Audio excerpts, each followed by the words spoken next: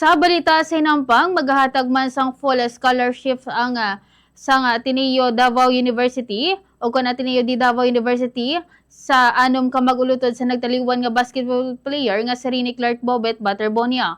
Ini man naging kumpirma ni Father Karel S. San Juan pagkatapos man sa misa nga ginhalad para sa para kay Baterbonia. Sunod kay Father Karel, tuyo man sa scholarship nga mabuligan ng pamilya sa nagtaliwan nga atleta, ilabi na sa edukasyon sa iya sini nga mga utod.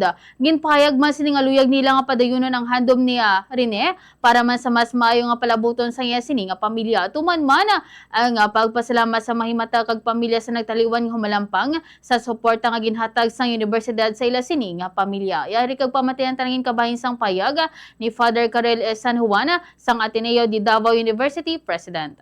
Po yung unang punto. Pangalawa po, gusto ko po ring announce na bunga rin po ng aking kwentuhan kay Mama at kay Papa ngayong hapon na isa sa mga pangarap po ni Bobet ay matutupad. Yung pangarap na nagdala po sa kanya sa Maynila at iwan ang kanyang pamilya rito sa Davao.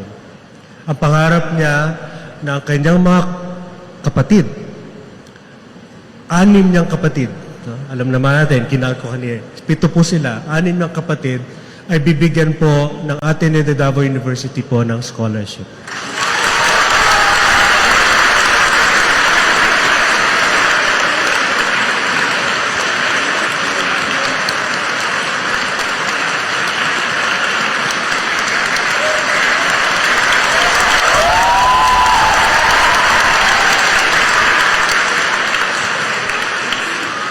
Handa rin pong tumulong ibang Ateneo tulad ng Xavier University sa Cagayan de Oro. Pero sabi po ni Mama, dito na lang po sa Davao, mas malapit po sa Agusan.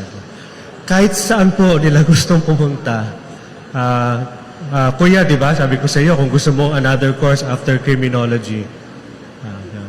So pagdasal, tuloy po natin ang pagdarasal sa pamilya po ni Bobet. Parang pangarap po ni Bobet sa kanyang pamilya ay matupad.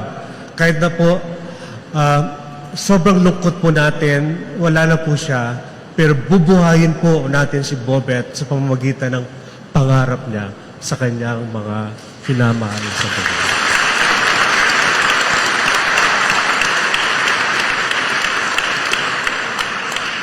Daghang salamat po sa tanan.